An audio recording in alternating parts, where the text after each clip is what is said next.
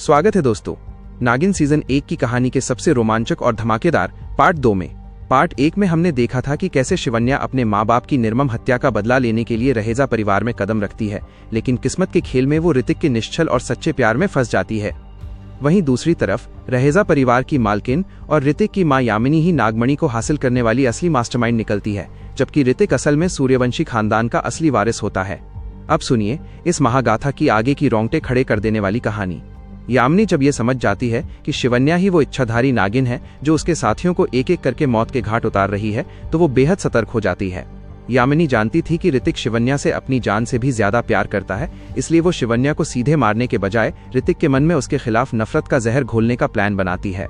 यामिनी घर में तरह तरह के तांत्रिक टोटके शुरू करवाती है और शिवन्या के सामने ऐसी परिस्थितियां खड़ी कर देती है जिससे ऋतिक की नजरों में शिवन्या शक के घेरे में आ जाए।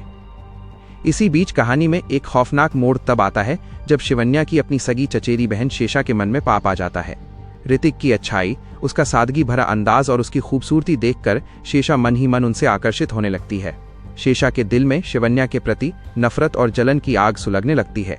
चालाक यामिनी शेषा की इस कमजोरी को तुरंत ताड़ लेती है। यामिनी शेषा को अकेला पाकर लालच देती है कि अगर वो नागमणि दिलाने में उसकी मदद करेगी तो वो ऋतिक को हमेशा के लिए शेषा के हवाले कर देगी। बदले की राह पर साथ चलने वाली बहन शेषा अब अपनी ही बहन के पीठ में छुरा घोंपने के लिए तैयार हो जाती है। शेषा शिवन्या का रूप धारण करके ऋतिक के करीब जाने की कोशिश करती है। वो ऋतिक के सामने शिवन्या बनकर अजीब हरकतें करती है, जिससे शिवन्या और ऋतिक के पवित्र रिश्ते में दरार पड़ने लगती है और उनके बीच गलतफहमियां बढ़ती चली जाती हैं। शिवन्या समझ नहीं पाती कि ऋतिक उससे अचानक खिंचा खिंचा क्यों रहने लगा है। यामिनी सिर्फ शेषा के भरोसे नहीं बैठती, वो शिवन्या का काम तमाम करने के लिए महाकाली के उपासक खौफनाक तांत्रिकों और अघोरियों को बुलाती है। तांत्रिक घर के चारों तरफ ऐसा मायावी जाल बिछाते हैं जिससे शिवन्या का दम घुटने लगता है। एक रात जब शिवन्या अपने माँ बाप की आत्मा की शांति के लिए शिव मंदिर में गुप्त पूजा कर रही होती है तो तांत्रिक उस पर बिन की धुन और सिद्ध मंत्रों से हमला बोल देते हैं। बिन की धुन सुनकर शिवन्या तड़पने लगती है और अपनी शक्तियों पर से नियंत्रण खो देती है। वो अपने असली विशाल नागिन रूप में आने के लिए मजबूर हो जाती है। बदकिस्मती से उसी वक्त ऋतिक शिवन्या को ढूंढते हुए उस प्राचीन शिव मंदिर में पहुंच जाता है।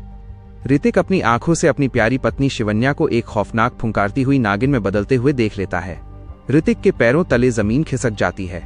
उसका दिल बुरी तरह टूट जाता है और वो बदहवास हो जाता है। जिस औरत को उसने अपनी दुनिया माना था वो एक इच्छाधारी नागिन निकली। यामिनी इस मौके का पूरा फायदा उठाती है। वो रोने का नाटक करते हुए ऋतिक के दिमाग में जहर भर देती है। यामिनी ऋतिक से कहती है कि शिवन्या ने उससे शादी सिर्फ उनके परिवार को तबाह करने, एक एक करके सबको मारने और सूर्यवंशी खानदान की कुल नागमणि छीनने के लिए की थी। ऋतिक अपनी आंखों देखी बात पर यकीन कर लेता है और शिवन्या से बेइंतहा नफरत करने लगता है। शिवन्या रो रो कर ऋतिक को सच बताने की कोशिश करती है कि उसके माँ बाप ही कातिल हैं, लेकिन ऋतिक का दिल इतना टूट चुका होता है कि वो उसकी एक भी बात सुनने को तैयार नहीं होता। लेकिन यामिनी का असली और खौफनाक खेल तो अभी शुरू होना था। नागमणि केवल सूर्यवंशी राजा के खून से ही हासिल की जा सकती थी और इसके लिए यामिनी को ऋतिक की बलि चढ़ानी थी। यामिनी ऋतिक को धोखे से कहती है कि नागमणि को सुरक्षित जगह पर रखना होगा, वरना नागिन उसे ले जाएगी। वो ऋतिक को शिव मंदिर के गहरे और अंधेरे तहखाने में ले जाती है जहां दिव्य नागमणि रखी हुई थी। जैसे ही ऋतिक नागमणि को अपने हाथों से छूता है, नागमणि नीली और सुनहरी रोशनी से जगमगा उठती है। ठीक उसी पल यामिनी का असली क्रूर चेहरा सामने आता है। यामिनी हंसते हुए पीछे से ऋतिक की पीठ में खंजर घोंप देती है। ऋतिक जमीन पर गिर पड़ता है और तड़पते हुए अपनी माँ की तरफ देखता है। यामिनी ठहाके लगाते हुए कहती है कि वो उसकी सगी माँ नहीं है, बल्कि उसने नागमणि के लालच में 20 साल पहले ऋतिक के असली माता पिता यानी सूर्यवंशी राजा और रानी की हत्या की थी और ऋतिक को सिर्फ नागमणि तक पहुंचने की चाबी की तरह इस्तेमाल किया था। ऋतिक की आंखों से आंसू बहने लगते हैं। उसे अपनी बेवकूफ़ी का एहसास होता है कि उसने एक नागिन की सच्ची मोहब्बत पर शक किया और अपनी ही माँ रूपी डायन पर भरोसा किया। ऋतिक जमीन पर खून से लथपथ पड़ा रहता है और उसकी सांसें थमने लगती हैं। इसी बीच शिवन्या को अपनी नागिन शक्तियों से एहसास हो जाता है कि ऋतिक की जान खतरे में है।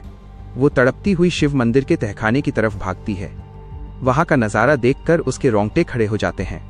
एक तरफ उसका पति ऋतिक मरणासन हालत में पड़ा था तो दूसरी तरफ यामिनी, शेषा और तांत्रिक नागमणि को उठाने की तैयारी कर रहे थे। अब शुरू होता है इस कहानी का सबसे खौफनाक और विशाल महासंग्राम। शिवन्या अपने पति और नागमणि की रक्षा के लिए महाकाली का रूप धारण कर लेती है।